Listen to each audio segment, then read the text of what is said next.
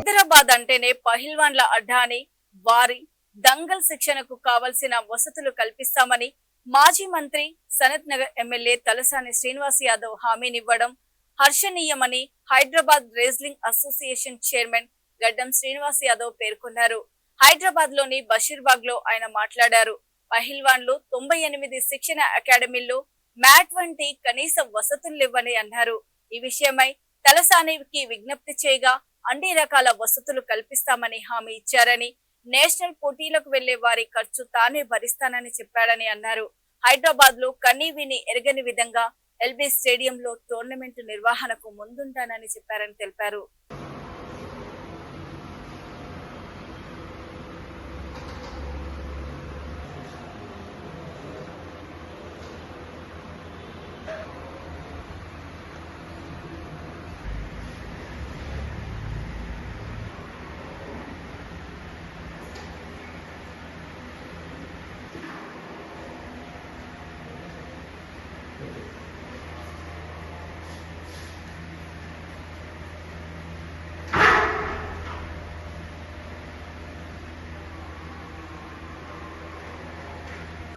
నేను Hyderabad wrestling association chairman Gaddam Srinivas Yadav, organising secretary Aslam గారు, ఖాలిద్ గారు, అట్లనే మా సీనియర్ వైస్ ప్రెసిడెంట్ కాలియా పైల్వాన్ గారు, మా అధ్యక్షులు సంతోష్ యాదవ్ గారు, మా నాజిర్ పైల్వాన్ గారు, మేమందరం సమావేశాన్ని ఏర్పాటు చేయడానికి కారణం ఏంటంటే, నిన్న మా హైదరాబాద్ రెజ్లింగ్ అసోసియేషన్ యొక్క కష్టాలు, బాధలు అన్నీ మాజీ మంత్రి అయినటువంటి తలసాని శ్రీనివాస్ యాదవ్ దృష్టికి తీసుకెళ్ళాం.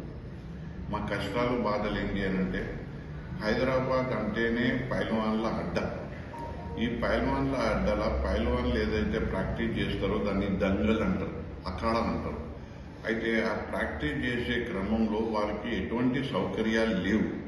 మై 98 అఖాడాలు ఉన్నాయి, అంటే ప్రాక్టీస్ చేసే దంగళ్ళు ఉన్నాయి. మొత్తం హైదరాబాద్, సికింద్రాబాద్, బార్కస్ వరకు అన్ని కలిపి. సో గల్లీలో ఉన్నాయి, 98 ఉన్నాయి. కానీ పేరుకే ఉన్నాయి, కానీ కొన్ని సంవత్సరాల నుంచి అందులో అసౌకర్యాలు, ఎటువంటి ప్రాక్టీస్ జరగకపోవడం. ఎందుకంటే దానికి కావాల్సినటువంటి పైల్వాన్లకు కావాల్సినటువంటి మ్యాట్ ఏదైతే ఉంటుందో ఆ మ్యాట్ మీద ప్రాక్టీస్ చేస్తారు, కుస్తీలు చేస్తుంటారు. ఆ మ్యాట్ లేనందువల్ల ప్రాక్టీస్ ఆగిపోయింది. సో మేము మాజీ మంత్రి తలసాని శ్రీనివాస్ యాదవ్ గారి దృష్టికి తీసుకెళ్ళాం. అన్న ఇట్లా చాలా ఫేమస్ అంటే ఇట్లాంటి ఇబ్బందులు అవుతూనే ఉన్నాయి. ఇక్కడ పైల్వాన్లకు బాగా షోక్ ఉన్నది, రాణించాలని ఉన్నది, కానీ అక్కడ అసౌకర్యాలు ఉన్నాయి. మీరు పెద్ద మనసు చేసుకుని మనకు సాయం చేయాలి అని అంటే ఆయన వెంబడే స్పందించి మీ 98 అఖాడాలు అంటే ప్రాక్టీస్ చేసే దంగళ్లకు నేను అన్ని విధాలా ఆర్థికంగా నిలబడతా. అందులో ఏమి అసౌకర్యాలు ఉన్నాయి, ఏమి కొరతలు ఉన్నాయి నాకు చెప్పండి, నా దృష్టికి తేండి, నేను అన్ని ఏర్పాటు చేయడానికి ముందుంటా అని తలసాని శ్రీనివాస్ యాదవ్ గారు మాజీ మంత్రివర్యులు పెద్ద మనసు చేసి సుమారు మాకు ఎందులోనా 98 అఖాడాలు ఉన్నాయి. అందులో మ్యాట్లు లేవు. అన్ని అఖాడాలకు ప్రాక్టీస్ చేసుకోవడానికి మ్యాట్లు అంటే గద్దీలు ఇప్పిస్తా అని మాట్లాడడం జరిగింది. ఒకటి. రెండోది ఏంటి అనంటే, మా పిల్లలు నేషనల్స్ కి పోతారు. పోయినప్పుడు అక్కడ ఏంటి అంటే చాలా బీద పరిస్థితి పిల్లలు ఉంటారు. వాళ్లకు ట్రాన్స్పోర్టేషన్ చాలా ఇబ్బంది అవుతుంది. సో వాళ్ళు ప్రతి ఒక్కరి దగ్గర పోయి ఇంటింటికి పోయి అడుక్కుంటారు. అట్లా కాకుండా తలసాని శ్రీనివాస్ యాదవ్ గారు ఏమన్నారు అంటే, నేషనల్ కి ఎంతమంది పార్టిసిపేషన్ చేయాలనుకున్నా, వెళ్ళాలనుకున్నా వారికి కావాల్సినటువంటి ట్రాన్స్పోర్టేషన్ ఖర్చు నేను భరిస్తా. మీరు ఎవరి దగ్గరికి పోన అవసరం లేదు, దానికి అయ్యే ఖర్చు అంతా నేను ఇస్తా అని చెప్పడం జరిగింది. మూడోది ఏంటి అనంటే, త్వరలోనే మేము ఒక టోర్నమెంట్ చేయాలి అన్నది ఆలోచన వారు చేసి నేను ఒక గొప్ప టోర్నమెంట్ హైదరాబాద్ లోనూ కనీ విని ఎరగని విధంగా మేము ఒక టోర్నమెంట్ చేపించడానికి నేను ముందుంటా.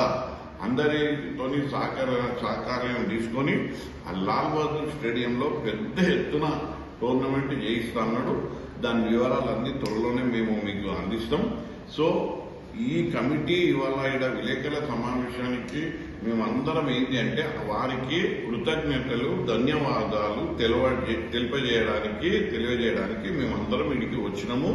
మరొకసారి మేము తలసాని శ్రీనివాస్ యాదవ్ మాజీ మంత్రివర్యులు హైదరాబాద్ లో 30 సంవత్సరాల నుంచి ఆయనకు రాజకీయంగా పట్టు ఉన్నటువంటి వ్యక్తి, 20 సంవత్సరాలు మంత్రిత్వం శాఖ నిర్వహించినటువంటి వ్యక్తి కాబట్టి వారు హైదరాబాద్ లో ఒక బ్రాండ్ కాబట్టి ఆ బ్రాండ్ ని ఇవాళ కేవలం మొత్తం అక్కడ ఓల్డ్ సిటీలో ఉన్న బార్కర్స్ గల్లీలకు కూడా